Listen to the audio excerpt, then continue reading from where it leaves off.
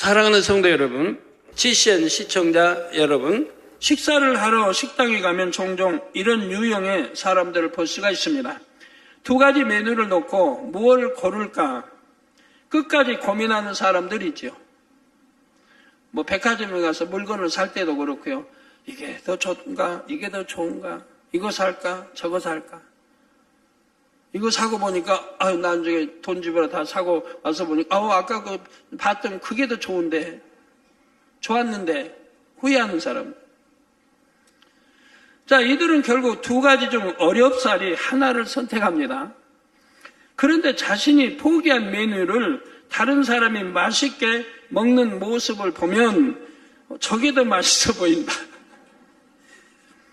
저걸 시킬 거라고 후회합니다.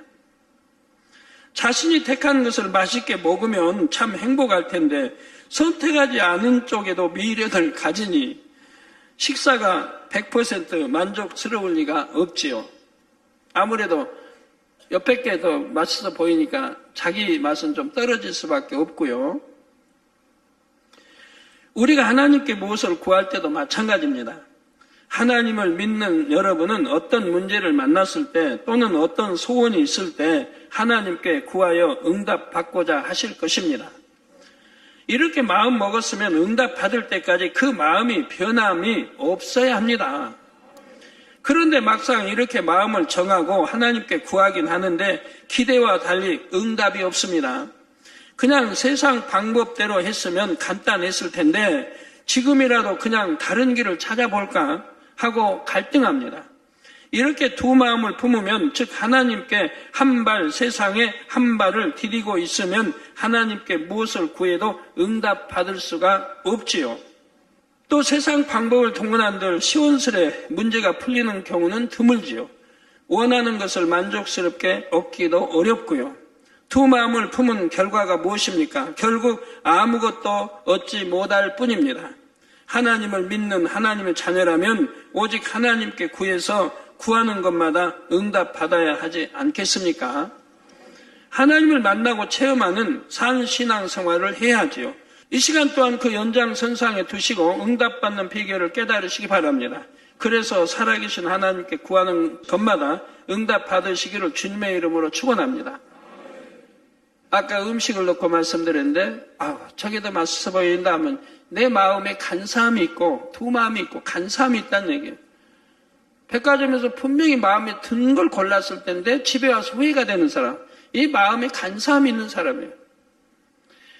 사랑하는 성도 여러분, 오늘 본문 말씀 중 야고보서 1장 5절에 보니 너희 중에 누구든지 지혜가 부족하거든 모든 사람에게 후히 주시고 꾸짖지 아니하시는, 그러니까 하나님은 모든 사람에게 후히 주시고 꾸짖지 아니하시는 하나님께 구하라 그리하면 주시리라 했습니다. 너희 중에 누구든지라고 그랬어요. 차별이 없어요. 하나님 누구든지, 배움이 많든 적든 가난하든 부유하든 내가 건강하든 약하든 누구든지 자녀들이 하나님께 부족한 것을 구하면 하나님은 그 부족함을 꾸짖지 않으십니다. 자녀들이 하나님께 구하는 것을 기뻐하시고 구하는 것을 후히 주시지요. 또 누구는 주고 누구는 안 주시는 게 아니라 차별 없이 모든 사람에게 주십니다. 여기서 특별히 지혜를 구하라 하신 것은 지혜가 그만큼 중요하기 때문입니다. 잠언 3장 13절에서 15절에 솔로몬은 자신의 산 체험을 바탕으로 다음과 같이 고백합니다. 지혜를 얻은 자와 명철을 얻은 자는 복이 있나니, 이게 지혜와 명철을 얻은 자는 복이 있나니, 저 기도할 때 하나님 우리 학생들에게 지혜와 명철을 주시고, 제가 기도할 때 꼭 들어가는 게 지혜와 명철을 주시고 하는 거예요. 지혜를 얻은 자와 명철을 얻은 자는 복이 있나니 이는 지혜를 얻는 것이 은을 얻는 것보다 낫고, 지혜를 얻는 것이 은을 얻는 것보다 낫고 그 이익이 정금보다 나음이니라. 예를 들어 설명하면요, 지혜와, 여러분 지혜를 갖겠습니까? 돈을, 황금을 갖겠습니까? 그러면 황금을 택한 사람이 있죠. 그러나 하나님은 황금이든 뭐든 지혜가 더 낫다는 거예요. 복이 있는 자고 지혜를. 그러면 지혜 있는 사람은 이 황금을 내가 얻을 기회가 있어도 이것이 정도에서 어긋났다 하면 얻지 않습니다. 지혜가 있는 사람은. 그러니까 정도를 걸 수 있고 하나님의 사랑과 축복을 받을 수 있는 거예요. 그렇지 않은 사람은 눈에 보이는 이익이 더 좋고 황금이 더 좋고 그러니까 하나님의 계명을 어기게 되는 거예요. 그러면 결국 하나님과 담이 되고 결과는 그 즉시는 축복일지 몰라도 세월이 흐르고 보면 후회하게 되고 결국 축복이 아닌 것을 보게 된다 이 말입니다. 그래서 지혜를 얻는 것이 은을 얻는 것보다 낫고 그 이익이 정금보다 나음이니라. 지혜는 진주보다 귀하니. 여러분 지금 진주는 가짜가 많이 나오니까 좀 귀함이 덜한데 옛날에는 그런 가짜가 없잖아요. 그런 것이 안 나올 때는 진주 하나가 굉장히 비쌌단 말이에요. 60년대, 70년대만 해도 진주가 굉장히 비쌌어요. 지혜는 진주보다 귀하니 너희 사모하는 모든 것으로 이에 비교할 수 없도다. 이처럼 지혜는 우리가 영육간에 복 있는 삶을 영위하는 데 있어서 꼭 필요한 존재입니다. 지혜가 우리 삶에 주는 이익이 금, 은, 보화보다 더 낫다고 고백할 만큼 지혜는 값진 보배이지요. 그렇기 때문에 하나님께서는 자녀들에게 특히 이 지혜를 구할 것을 당부하신 것이지요. 그런데 하나님 앞에 이 지혜를 구할 때 꼭 명심해야 할 것이 있습니다. 그것은 바로 하나님께 구하는 것을 응답받으려면 반드시 믿음으로 구해야 한다는 영계의 법칙이지요. 이는 비단 지혜뿐 아니라 하나님 앞에 무엇을 구하든지 동일하게 적용이 됩니다. 본말씀 중 야고보서 1장 6절 7절에 보니 오직 믿음으로 구하고 오직 믿음으로 구하고. 그러니까 여러분 일하시는 것도 뭐 사업에 또 뭐 해외 선교든 무엇이든 오직 믿음으로 구해야 되는데 이 대부분이 믿음 그냥 기도는 한다고 해도 믿음은 제쳐놓고 하나님은 뒤로 제쳐놓고 자기 머리와 지혜와 뭘 다 동원해요. 세상 지혜죠 그것도. 말로는 믿음으로 한다고 행함은 믿음은 뒤에 놓고 나간다 이 말. 자, 오직 믿음으로 구하고 조금도 의심하지 말라. 조금도 의심하지 말라. 여러분 이제 치료받지 못한 분들 이번에 꼭 치료받아야 하는데 응답받아야 하는데 근데 불안해집니다. 즉 의심한다는 얘기죠. 믿지 못한다는 얘기죠.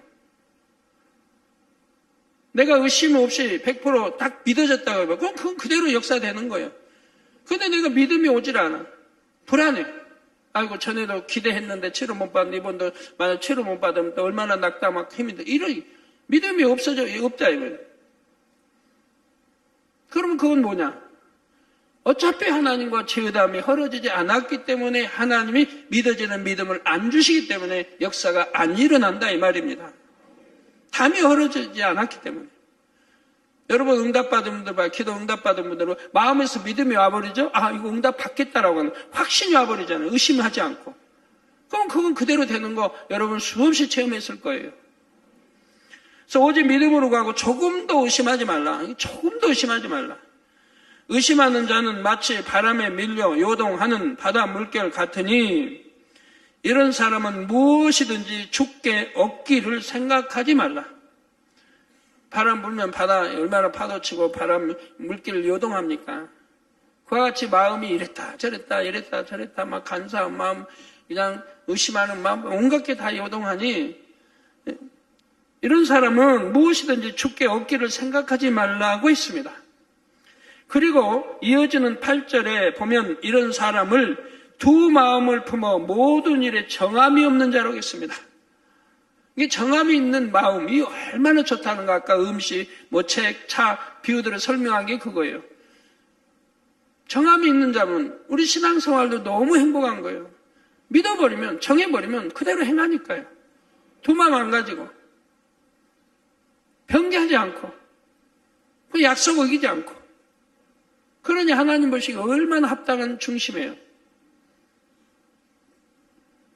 다윗처럼, 다니엘처럼, 세 친구처럼, 요셉처럼 아브라함처럼 하나님의 사람들은 다 그랬어요. 사도 바울처럼. 다니엘이 이제 사자굴에 지금 들어가게 됐어요. 들어가게 되니까 아이고 이게 진짜구나. 나 왕 다음 가는 치리자인데 나 진짜로 지금 사자굴에 던진받아 사자 밥이 되구나. 그런 때도 다니엘은 후회하지 않았어요. 자기가 결정한 바로 난 사자굴에 던짐을 받을지라도 내가 타협하지 않는다고는 신앙 후회하지 않았다 이 말이에요. 변개하지 않고.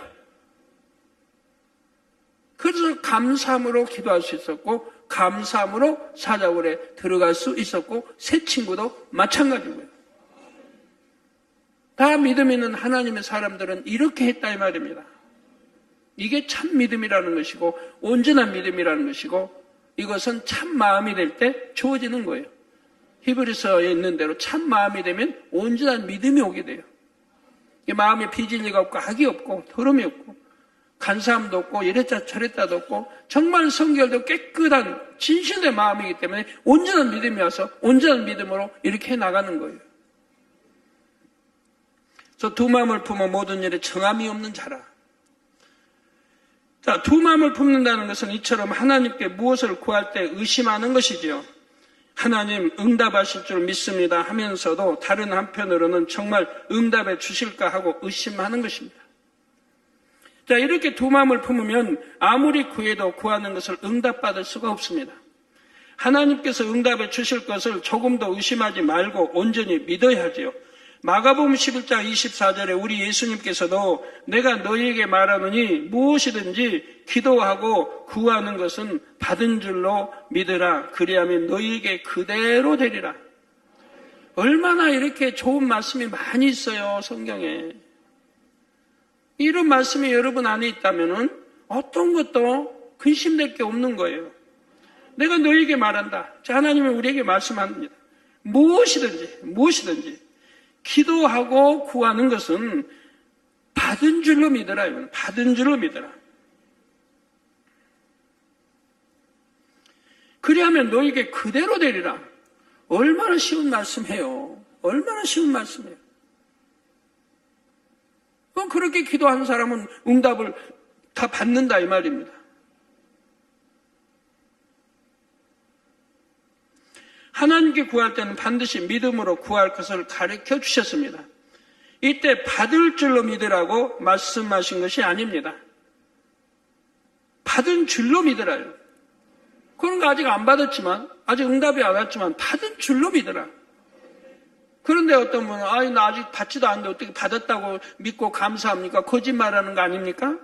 아니라 이 말이에요. 믿음이라는 건 보지 못하는데 보는 거, 믿는 거, 그래야 실상이 나타나고 무에서 유를 창조하고 무는 보이지 않는 아무것도 없는 그런데 믿을 때 유가 창조된다 이 말입니다. 이게 믿음이라 이 말입니다. 그러니까 받은 줄로 믿으면 그대로 된다는 거예요. 실상으로 나타난다 이 말입니다. 여러분은 이렇게 확실한 믿음으로 구하고 계십니까? 하나님께서는 축복 잔치 이후로 여러분에게 근본의 문제를 해결해 주시고 복합적인 축복을 주신다 말씀하셨습니다. 많은 분들이 근본의 문제를 발견하여 해결하고 복합적인 축복을 받아 간증하십니다. 그런데 눈에 보이는 응답의 열매가 아직 맺히지 않은 분들도 있지요. 간혹 저는 응답 받을 줄 확실히 믿기에 작정 기도도 하고 금식하며 구했는데도 응답이 오지 않습니다 하고 답답해 하시는 분들도 있고요. 그럼 이것도 분명히 지금 믿음의 고백은 아닌 거예요, 여러분. 지금 제가 읽어드리는 이 말씀, 믿음의 고백이 아니에요. 다시 찾아보세요, 허점을. 간혹 이제 그래요.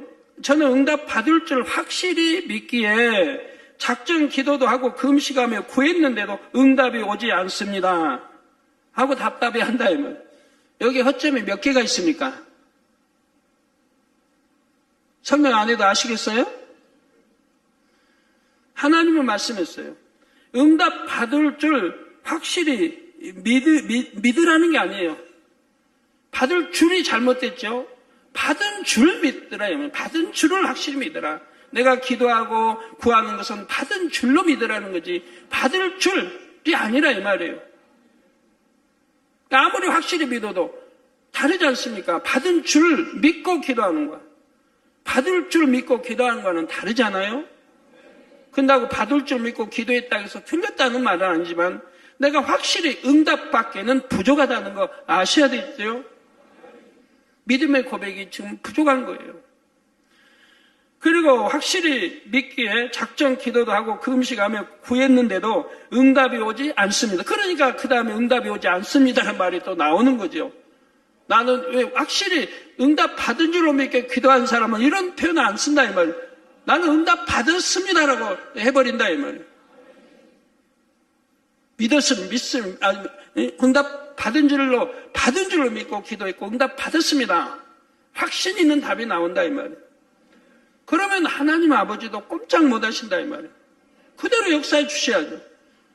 혹시 이런 또 아시고는 마음에 오지도 않는데 이제 단어만 해서 이렇게 기도하면 그건 안 돼요. 내 마음의 믿음의 고백이 이래야 된다 이 말입니다. 우리 남성노님들, 사업하시는 분들 이해가 되십니까? 이런 현실 가운데 처해 있다고 해도 변함없이 참 믿음으로 응답을 구하고 계십니까? 사업하시는데 하나님이 말씀해 줬습니다. 이제 축복받으라고. 축복해 주신다고. 그러면 이제 아멘하고 얼마나 기쁘게 받아요? 그런데 하다 보니까 뭐 그냥 어려움이 오고 그냥 축복은 그냥 눈에 보이는 축복은 없어요. 그리고 그냥 점점 어려워지고. 그러면 분명히 그런 말씀을 받았으면 믿는 사람은 끝까지 믿을 건데 이제는 불안해지고 자꾸 축복 주신다고 했는데 하면 벌써 그거는 의심하고 있는 거예요. 믿지 못하고 있는 거예요. 축복 주신다고 말씀했는데 왜 아직 축복이 않게 어려워지는가? 그러면 나에게 부정적인 말이 되고 있지 않습니까? 그렇지 않다면, 믿었다면 하나님이 축복해 주신다고 했으니까 분명히 축복이 온다. 이런 어려운 시험과 이런 것이 와도 이거는 문제가 아니다. 오히려 축복 주시기 위해서 이런 것이 온다.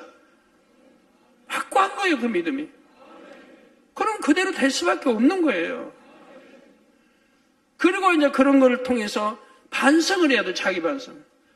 내가 분명히 하나님 축복 주신다고 했으니까 축복 받는 건 분명한 사실인데, 기정사실인데, 거기에 연단이 오는 것은 내가 무엇이 담이 되어 있는가, 하나님 앞에 무엇이 지금 잘못하고 있는가, 이거를 반성해서 찾아야 된다. 그래서 해결해야 된다, 이 말입니다. 해결해 나가야 돼. 축복 주신다고 했으니까 믿고 기다리자가 아니라, 거기서 뭔가 잘못된 게 있나를 찾아야 된다 이 말이에요.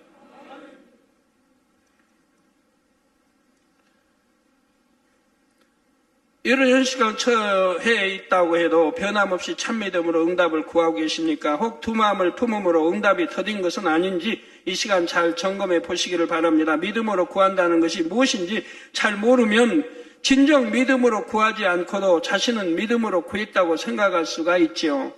여기서 말하는 믿음은 참 믿음입니다. 조금도 의심하지 않는 참된 믿음이죠. 대전에서 신앙생활하는 성도님 들어보시지 않았습니까?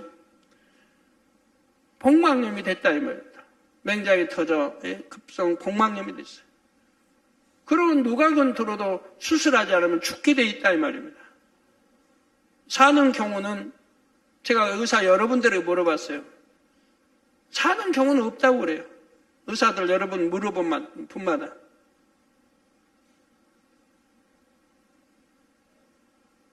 그 병원에서 수술 아니면 죽는다고 해도. 그래도 믿음으로 끝까지 나가니까, 믿음 내보이니까 하나님 역사하지 않습니까? 우리 또 마산 마미께 또 거기 청년도 좀 복막염이 됐어요. 너무 고통스러워요. 병원에 갔어요. 저 급성 복막염, 맹장이 터져서.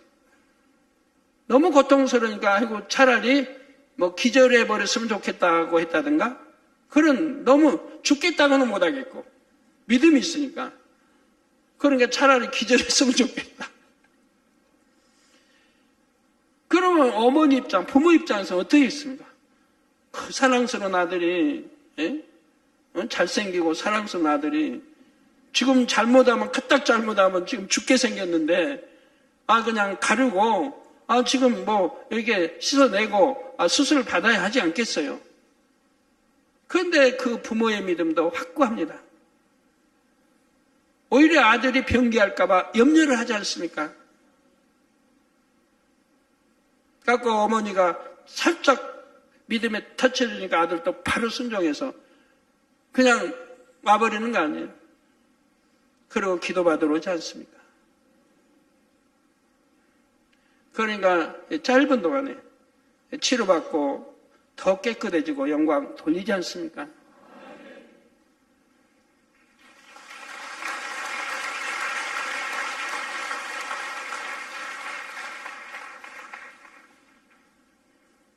이것이 참 믿음인 겁니다. 의심하지 않는 참 믿음. 이 참 믿음을 내보이면 성경 구약 신약 다 읽어보세요. 아버지 하나님도 꼼짝을 못 하신다 이 말이에요. 오히려 기뻐하신다 이 말이에요. 믿음으로만이 오직 여호와 하나님을 기쁘시게 해드릴 수 있다 이 말입니다. 그렇다면 참 믿음이 아닌 믿음도 있을까요? 네, 있습니다. 믿음에는 두 가지 종류가 있습니다. 참 믿음과 지식적인 믿음이 그것이지요. 다른 말로는 영적인 믿음, 참 믿음은 영적인 믿음, 또 지식적인 믿음은 육적인 믿음, 이성적인 믿음이라 하기도 하고 육적인 믿음이라고 합니다. 참 믿음은 창조주 하나님, 구주 예수 그리스도를 마음 중심에서 진정 믿는 믿음입니다. 이게 마음 중심에서 진정 믿는 믿음은 계명도 지키고 말씀대로 삽니다. 여러분 대부분 신앙생활 물어보면 예수 그리스도 우리 구세주이시면 믿습니까? 아멘 하죠. 그럼 의심하지 않고 믿습니까? 아멘 하죠. 참으로 믿습니까? 아멘 할 분들 참 많습니다. 그런다면 천국 지옥도 믿고 심판도 믿을 거 아닙니까? 그 하나님 사랑할 것이고 그럼 당연히 말씀대로 살 거 아닙니까? 말씀대로 살지도 않으면서 그런 대답을 한다 이 말. 이건 거짓말하는 거예요. 요한일서에 나오잖아요. 거짓말하는 자라고. 이게 거짓말하지 말라고 요즘 좀 배우고 있는데 바로 거짓말하는 자예요. 하나님과 사귐이 있다고 내가 진리 가운데 행치 않고 어둠 가운데 행하면 그건 거짓말하는 자라. 하나님 믿습니다, 사랑합니다 하는 말이 거짓말하는 자라 이 말. 분명히 믿는다고 해요. 분명히 믿는다면 말씀대로 사는 거예요. 안 살 수가 없어요. 지옥 갈 일 안 해요. 머리로 알고 지식으로 알고 이성으로 아는 거지 그게 믿는 게 아니라 이 말입니다. 그러니까 지옥 갈 행동을 하게 된다 이 말입니다. 하나님을 서운케 하는 것이고 변개하는 것이고 이걸 지식적인 믿음, 육적인 믿음이라고 하는 것이라 이 말입니다. 참 믿음이 아니라 이 말입니다. 그래서 참 믿음은 창조자 하나님 구주 예수 그리스도를 마음 중심에서 진정 믿는 믿음입니다. 이 믿음이 믿음대로 되라는 것이고 이 믿음으로 믿어 의에 이르고 입술로 시인하여 구원에 이른다라고 로마서 10장 10절에 말씀하고 있는 거예요. 지식적인 믿음이란 하나님에 대해 듣고 아는 것을 말합니다. 하나님을 믿는다고 하지만 마음으로 믿는 것이 아니지요. 그래서 이 지식적인 믿음은 시험이 오면 그 믿음이 참 믿음인지 아닌지 드러납니다. 지식적인 믿음을 가진 사람은 많은 말씀을 들어왔기에 하나님이 전지전능하심은 잘 압니다. 그러나 마음 중심으로 믿는 것은 아니기 때문에 하나님을 전적으로 의지하지 못하고 세상에 의존하지요. 의심하는 사람, 곧 두 마음을 품는 사람은 바로 이런 지식적인 믿음을 가졌다고 할 수가 있지요. 참 믿음으로 구할 때와 지식적인 믿음으로 구할 때는 그 과정과 결과가 확연히 구분이 됩니다. 어떻게 다른지 대조해서 말씀드릴 때 여러분의 마음을 잘 점검해 보시기 바랍니다. 혹 두 마음을 품고 구했다면 이제 정한 마음으로 참 믿음으로 구하셔서 신속히 응답 받으시기를 바랍니다. 사랑하는 성도 여러분, 참 믿음으로 구할 때는 첫째로 어떤 상황에서도 마음이 평안합니다. 참 믿음으로 구했으니까 의심하지 않으니까 조금도 의심하지 말라 했지요 아까? 의심하지 않으니까 마음이 평안할 수밖에 없지 않습니까? 자, 반면에 두 마음을 품고 구하는 사람은 마음이 불안하고 초조합니다. 본문 말씀 야고보서 1장 6절 후반절에 의심하는 자는 마치 바람에 밀려 요동하는 바다 물결 같으니 하고 비유한 것처럼 바람이 불면 곧 시험 환란이 오면 마음이 쉽게 요동하지요. 예를 들어 어린 자녀를 두신 부모님들 중에는 갑자기 자녀의 온몸에 열이 펄펄 끓어서 위급한 상황에 처해 보신 분들이 계실 것입니다. 자녀가 아프면 부모는 자신이 대신 아픈 게 낫다 할 만큼 애가 끓지요. 우리 만민의 성도님들은 이런 상황 속에서 대부분 하나님을 의지하실 것입니다. 회개할 것을 찾아 회개하시고 음성사서함 기도나 손수건 기도를 받게 하시지요. 그런데 이렇게 믿음으로 하나님을 의지했는데도 오히려 열이 더 펄펄 끓는다면 상황이 좀 다릅니다. 참 믿음으로 하나님을 의지했다면 이런 상황이 되어도 마음이 요동하지 않습니다. 축복이구나 하고 오히려 감사하죠. 혹시 이런 오는 데 대한 내가 지킴받지 못할 일이 있었나 하고 그걸 찾고 회개하려고 하는 것이고요. 그 회개하고 나오고 그리고 기도하면 낫는 것이니까요. 반면에 지식적인 믿음으로 구하는 경우에는 정말 괜찮아질까? 더 심해지면 어쩌나 하는 염려로 불안하고 초조합니다. 나는 이렇게 믿음으로 구했는데 왜 낫지 않을까 하고 하나님을 원망하기도 합니다. 그러니까 자기가 의심하고 믿지 못하고 온전히 믿지 못하고 여러 가지 상황은 생각하지 않고 왜 낫지 않을까 하고 하나님을 원망한다 이 말입니다. 바로 이런 마음을 품은 것 자체가 참 믿음으로 구하지 못했음을 말해줍니다. 나는 이럴 때 과연 어떤 모습일까 하고 각자 자신의 마음을 잘 살피시기 바랍니다. 성도 여러분, 두 마음을 품지 않고 참 믿음으로 구하는 사람은 둘째로 변개하지를 않습니다. 응답 받을 때까지 변함없이 구하죠. 반면에 두 마음을 품고 구하는 사람은 응답이 더디거나 자신이 바라는 대로 되지 않으면 대부분 변개합니다. 후회하든가 변개하든가 의심하든가. 제가 개척 전에 40일 금식 때 주신 하나님의 저희가 앞으로 되어질 약속들을 한 번이라도 의심했습니까? 의심했다면 대성전 놓고 기도 안 했을 겁니다. 27년이 지났는데 변개해버렸을 거고 하다 말았을 것이고요. 예를 들어 어떤 기도 제목을 놓고 작정을 했는데 중간에 임의로 작정을 깨트립니다.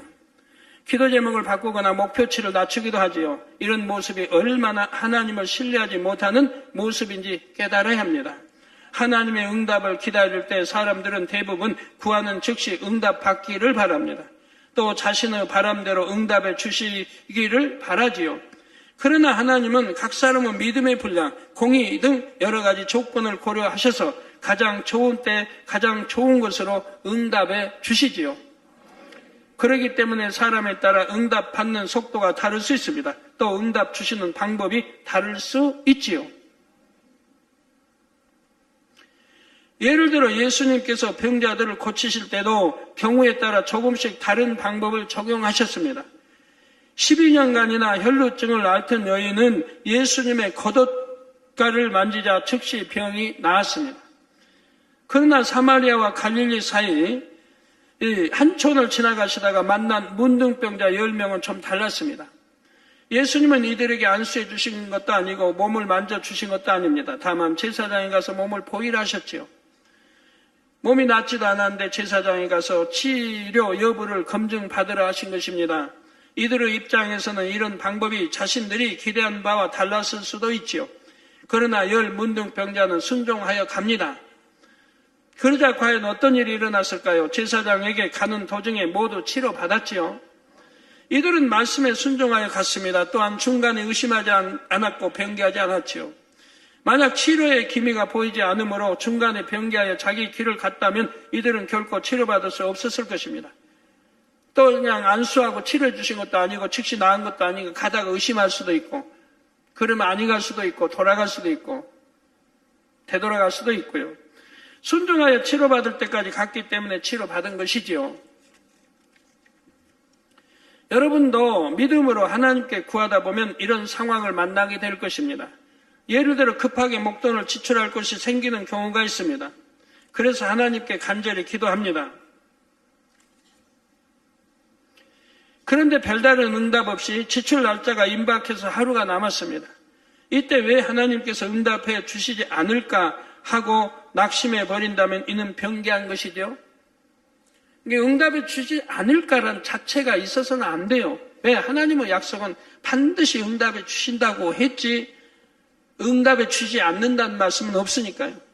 그런데 응답이 안 왔다면 내가 하나님 앞에 받을 자격이 없든가 공의를 어겼든가 뭔가 내 안에 문제가 있는 것이지 하나님이 응답해 주시지 않은 것이 아니라 이 말입니다.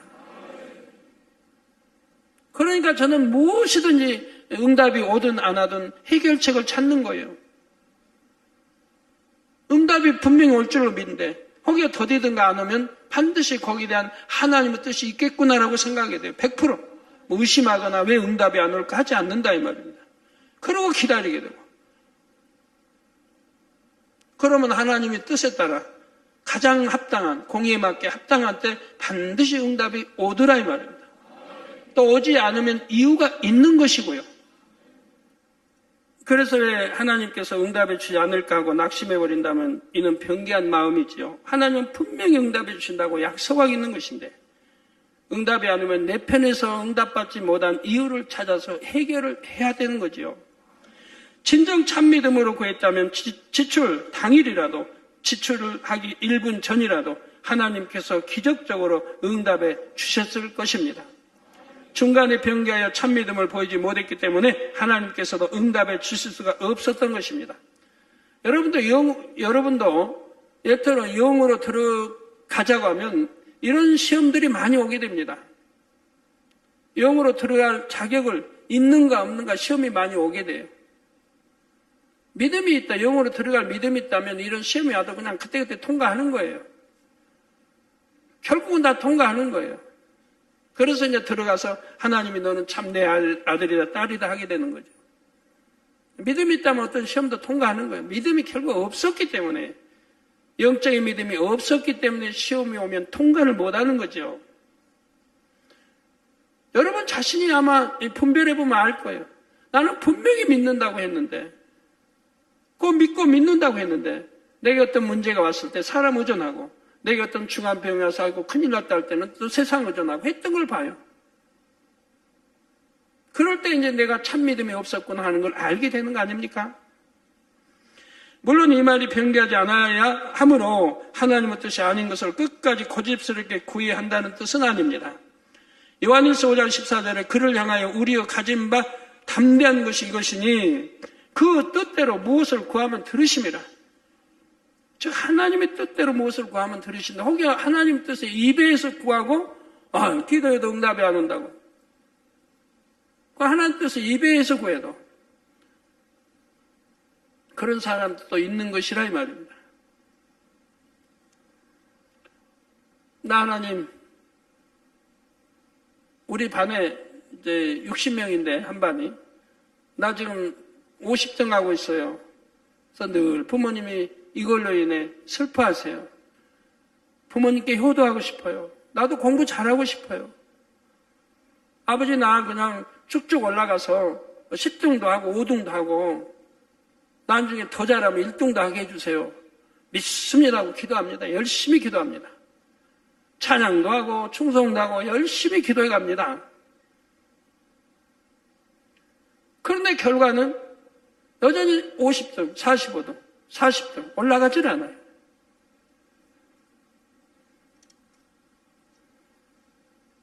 왜 그랬을까요? 하나님의 뜻대로 구하지 않기 때문에 그래요. 그러면 하나님 뜻은 뭐예요? 그렇게 성적이 오르기를, 그 부모님이 효도하기를, 하나님께 영광 돌리기를 위해서 기도하고 나간다고 하면 어떻게 해야 되겠습니까? 이제 열심히 버릴 거 버리고 끊을 거 끊어버리고 다른 데 시간 뺏기는 끊어버리고 이성 끊어버리고 뭐 중독 인터넷 중독 끊어버리고 늘 보는 거 그런 끊어버리고 이제 마음을 모두 열심히 공부해 나가야 되지 않겠습니까? 그러면서 이 기도와 함께 열심히 공부해 나가야죠. 잡념이 틈타면 안 되니까 잡념 끊기 위해서 세상 끊어버리고 그리고 공부하면 하나님이 도와주셔서 그 기도에 도와주신다면 그래갖고 뜨거운 마음으로 열정적으로 공부하게 해주시고 하나님이 도와주셔서 전에 못 깨닫던 거 그냥 척척 깨달음도 주시고 이렇게 해서 성적이 올라간다 이 말입니다. 이렇게 해요. 근데 뭐 열심히 공부도 안 해요. 옛날처럼 그렇게 하고 있어요. 끊을 것도 안 끊어요. 그리고 아버지 하나님 나 믿습니다. 나 믿고 기도합니다. 나 뭐 30등 내고 20등 내고 10등 내고 아버지 영광 돌리게 해주세요. 기도한다면 그것이 하나님의 뜻입니까? 뜻입니까? 아니지 않습니까? 하나님 뜻대로 기도하는 게 아니지 않습니까? 그러므로 하나님께 응답을 구할 때는 어떤 것이 하나님의 응답인지 기도하여 잘 분별하는 지혜도 필요합니다. 하나님 사업에 축복을 세워 열심히 하는데 10의 1조도 온전히 하지 않습니다. 그러면 그 기도가 응답이 되겠습니까? 하나님 뜻에 틀리게 어긋나게 기도하고 있지 않습니까? 또 변함없이 구한다 해도 정욕을 위해 구함으로 응답이 오지 않는 경우도 있으니 이것 또한 유의해야 합니다. 정욕으로 쓰려고 구할 때는 하나님이 응답치 않으신다고 말씀했죠. 욕심을 가지고 사심을 가지고 기도해도 응답이 오지 않는 것이라 이 말이에요. 성도 여러분, 참 믿음으로 구하는 사람은 셋째, 부르짖어 기도합니다. 구하는 것을 반드시 응답해 주실 줄 믿기에 힘쓰고 애써 부르짖어 기도합니다. 예를 들어 여러분이 잘 아시고 또 사모하시는 말씀 에레미야 33장 3절 말씀에 곧 너는 내게 부르짖으라 내가 내게 응답하겠고 내가 알지 못하는 크고 비밀한 일을 내게 보이리라 하신 말씀은 하나님께서 예레미야 선지자에게 주신 말씀입니다. 여러분이 이런 말씀 늘 성경에 구약신약에 있고 주님도 그렇게 기도하시고 늘 다녀서 이렇게 해도 아직도 부르짖어 기도하지 못하는 주의 종님도 있지 않습니까? 오히려 부르짖어 기도하는 걸 부끄럽게 생각하고. 자, 이 말씀을 주실 때 예레미야는 당시 유다왕 시드기야의 마음에 맞지 않는 예언을 했다 하여 시대 뜰에 갇혀 있었지요. 당시 유다 왕국은 바벨론의 침략으로 피폐해진 상태였습니다. 나라적으로나 예레미야 개인적으로 현실은 참으로 절망적이었죠. 이런 상황에서도 예레미야가 순종하여 부르짖었을 때 하나님께서 소망의 말씀을 주십니다. 비밀한 말씀 곧 바벨론에 의해 멸망한 예루살렘의 회복에 대한 예언의 말씀을 주셨지요. 믿음으로 구하는 사람은 이처럼 아무리 암담한 현실에 처해도 부르짖어 기도합니다. 살아계신 하나님께서 기도를 들으심을 믿게 응답해 주실 것을 믿음으로 부르짖지요.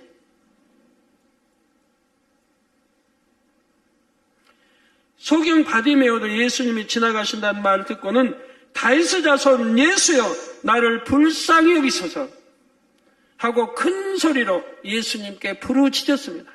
큰 소리로. 성경에는 큰 소리 참 많이 나와요. 우리 주님도 큰 소리로, 스데반 집사도 큰 소리로 많이 나와요. 예수님께서 자신을 고쳐주실 것을 확신했기에 주변의 만류에도 아랑곳하지 않고 부르짖었죠. 주변의 제자들이 영적인 뜻을 모르니까 주님 앞에 부르짖으니까 오히려 잠잠하라 한다 이 말입니다. 그때는 좀 성령 받기 이전이고 좀 모르는 때니까 그냥 잠잠하라 한다 이 말입니다. 그러니까 잠잠했나요? 더 크게 소리로 예수의 자손 예수, 다윗의 자손 예수야. 그러니까 우리 주님이 얼마나 흡족하셨겠어요. 단번에 물으시잖아요. 단번에. 네 소원이 무엇이냐? 소경이니까 당연히 알죠. 그러지만 믿음의 고백을 드려야 되니까 네 소원이 무엇이냐? 보기 원하나이다. 그대로 되라. 역사하는 거 아니야. 부르짖는 기도를 통해 이처럼 믿음이 얼마나 신실한지가 표현된다는 사실입니다. 참 믿음으로 구하지 않은 사람은 해결받을 문제가 있어도 또는 축복을 받고자 해도 힘써 부르짖지 않습니다. 응답의 기미가 보이지 않으면 더 부르짖어야 하지만 오히려 힘이 빠져서 부르짖지 못합니다. 이는 그만큼 응답에 대한 믿음이 확고하지 못함을 나타내지요. 기도하면서도 의심하기 때문에 확신하지 못하기 때문에 또 힘이 오지 않는 것이고요. 이런 점을 명심하셔서 부르짖어 기도함으로 참 믿음을 보이셔서 구하는 것마다 응답 받으시기를 바랍니다. 사랑하는 성도 여러분, 지금까지 참 믿음으로 구할 때와 두 마음을 품고 구할 때의 차이점을 살펴보았습니다. 그러면 어떻게 해야 두 마음을 품지 않고 참 믿음으로 기도할 수 있을까요? 응답받기 원하는 사람이라면 누구나 의심하지 않고 참 믿음으로 구하기 원할 것입니다. 그런데 경험해 보신 분들도 있겠지만 이것이 쉽지만은 않지요. 쉬우면 다 했지요. 의심하지 않으려고 하는데도 의심이 들기도 하고 중간에 변개하기도 합니다. 때로는 부르짖지 못합니다. 이는 참 믿음, 곧 영적인 믿음은 내가 원한다고 해서 가질 수 있는 것이 아니라 하나님이 주셔야만 가질 수 있기 때문입니다. 이게 지식적인 믿음은 내가 얼마든지 가질 수 있어요. 듣고 보았으니까 믿어요. 가질 수 있어요. 그러면 영적인 믿음은 하나님이 주셔야 된다 이 말이에요. 그리고 내 믿음대로 되라는 거지. 하나님 안 주시고 내가 지식적 믿음 가지고 하나님은 전지전능 가지고 뭐냐 할 수 있다고 믿어보고 믿습니다 하면 그대로 응답되어지면 큰일 난다니까요. 다 대통령 돼버리면 누가 백성이에요? 다 회사 사장 돼버리면 누가 사원이에요? 또한 참믿음을 이루기까지는 일련의 과정이 따르죠. 그러면 어떻게 해야 하나님께서 마음에 참믿음을 주실까요? 먼저 오직 하나님께만 구하겠다는 결단이 있어야 합니다.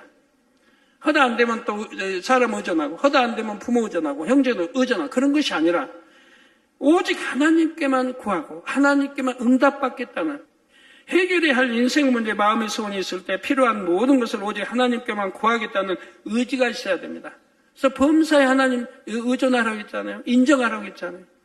그걸 하나님께 의존할 때 역사가 일어났잖아요. 기적이 일어나고 성경하는 표적이 일어나고 이적, 구약에는 이적, 신약 기사 표적이 일어났잖아요. 아사 임금 하나님께만 의존했을 때는 외침 받지 않았습니다. 침략을 받지 않았습니다. 아프지도 않았고요. 그러나 사람을 의존했을 때부터 원수마귀 밥이 됐습니다. 이제 침략이 오고 그러니까 또 더 의존해야 되고 결국은 회개하지 않고 그대로 나가니 발에 중한 병이 39년 제2에 들었고 그러니까 또 하나님께 의존할 수 없어 의원들에게 의존하니 결국은 죽었더라 했다 이 말입니다. 이렇게 이런 말씀들이 구약 신약에 수없이 있는데도 다 이렇게 나무말인 거예요. 나무말. 그 말씀이 내 말씀이 돼서 그 말씀대로 행해 나가야 되는데 그런 분들이 왜 그렇게 없는지 답답해요. 답답해. 저는 말씀이면 그대로 의존해서 해왔는데 옛날 개척 전부터 개척에서부터 오늘날까지. 근데 왜 지금 그리 못하는지. 순간순간 의심이 들고 세상의 유혹이 와도 단호히 물리치고 변함없이 하나님만을 의지해야 합니다. 그리고 성령님의 인도를 따라 열심히 진리를 행해 나가야 합니다. 어떻게 하면 하나님께서 기뻐하시는지 말씀을 듣는 중에 또는 기도 중에 깨달으면 그것을 열심히 행해야지요.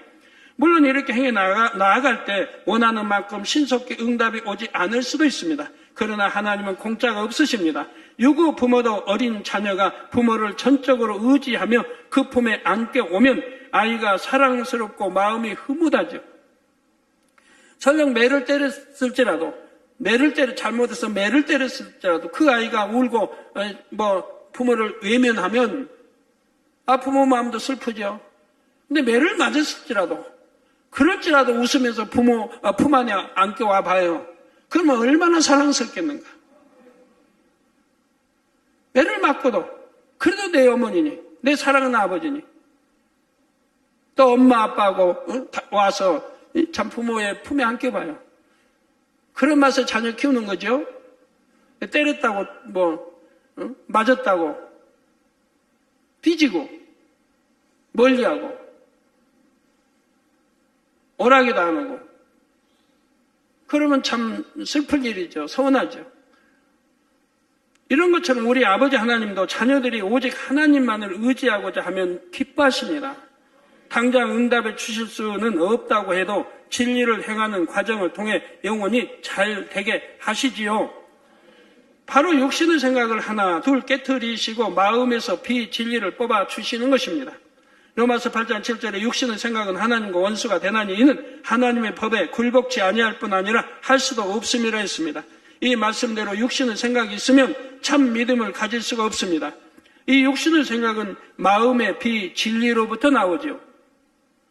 따라서 마음의 비진리를 벗어버리는 만큼 참으로 믿어지는 참 믿음이 옵니다. 그럼 나는 믿음이 없는데 언제 응답해서, 언제 기도해서 응답받아요? 나는 급한데. 그 응답받는 것은 급하고 빨리 영으로 들어가는 것은 안 급합니까? 하나님 기쁘게 해드리는 영적 믿음 갖는 것은 안 급해요. 병행해 가는 거예요. 내가 열심히 마음에 하려고 비전을, 악을 버리면서 기도해 나가고 병행해 가는 거예요. 그러면 나도 몰래 어느 순간에 아버지가 역사해 주시는 거예요. 나 이제 됐다, 합당하다, 내가 너를 줘도 되겠다 하시면 주는 거예요. 오래 기다리고 뭐고 그런 게 아니에요. 원수마귀 사단의 조정을 받지 않고 진리의 영인 성령의 음성을 듣기 때문이죠. 이렇게 성령의 음성을 들어나가면 마음의 담대함과 응답의 확신이 임합니다. 요한 1서 3장 22절 22절 전반절에 사랑하는 자들아, 만일 우리 마음이 여러분을 책망할 것이 없으면 하나님 앞에서 담대함을 얻고 무엇이든지 구하는 바를 그에게 받나니, 이런 말씀은 여러분 꼭 암기하고 있어야죠. 그 마음에 그대로 담으셔야 돼요. 잊어버리시면, 마음에 담으면 잊어버릴 거 없어요. 마음에 담으면. 정확하게 뜻을 알면 마음에 담을 수 있잖아요. 그럼 그걸 내 거 삼는 거예요. 그럼 무슨 문제가 있으면 그걸 떠올리며 기도하는 거예요. 아, 내가 지금 무엇이 내 원하는 대로 주신다고 했는데 내가 뭐 두려울 게 있는가? 못할 게 뭐가 있는가? 문제는 내 마음에 책망할 것이 없어야 된다. 악이 없어야 된다. 비진리가 없어야 된다. 계명을 어기지 않고 충성해야 된다. 그러면 무엇이든 원하면 주신다고 했다. 결국 이처럼 하나님께 구하는 것마다 응답받는 자녀로 변화되지요. 결론을 말씀드립니다. 사랑하는 성도 여러분, 참으로 믿으신다면 여러분 모두 예수님 말씀을 믿고 끝까지 갔을 때 치료의 응답을 받은 열 문둥병자처럼 하나님 말씀을 믿고 끝까지 나아가시기 바랍니다. 그런다고 해서 이 열 문둥병자가 다 구원받은 거 아닙니다. 정령이 그 안에 참 믿음은 하나였다 이 말입니다. 하나였다. 돌아와서 하나님께, 주님께 영광 돌리더라 이 말입니다. 그래서 주님, 너는 네 믿음으로 구원받는다고 말씀하신다 이 말입니다. 끝까지 변개하지 않고 하나님께 영광 돌릴 줄 아는 사람, 이게 중요합니다. 아, 나 치료받았다고 떠나버리고 그건 나중에 하나님과 상관이 없어져 버린다 이 말이에요. 구하는 모든 것을 응답받은 줄로 믿으시기 바랍니다. 좋으신 하나님께서 여러분 각자의 믿음대로 응답해 주십니다. 그런데 하나님께서는 마지막으로 한 가지 대답을 더 듣기 원하십니다. 응답받은 후에도 변함없이 나를 사랑하겠느냐? 질문하실 때 아멘 하고 답하시기를 바라시죠. 열 문둥병자는 그 당시에 합당한 믿음을 내보였기에 치료받았습니다. 그러나 예수님께 다시 돌아와 살해한 자는 단 한 명뿐이었지요. 두 마음을 품지 않는 것은 결국 모든 상황 속에서 오직 하나님만을 향하는 것이지요.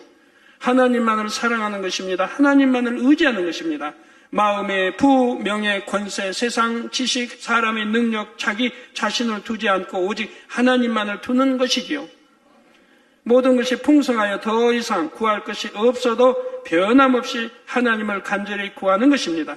하나님께 이런 사랑을 들이심으로 구하는 것마다 주시는 사랑을 받으시기를 주님의 이름으로 축원합니다.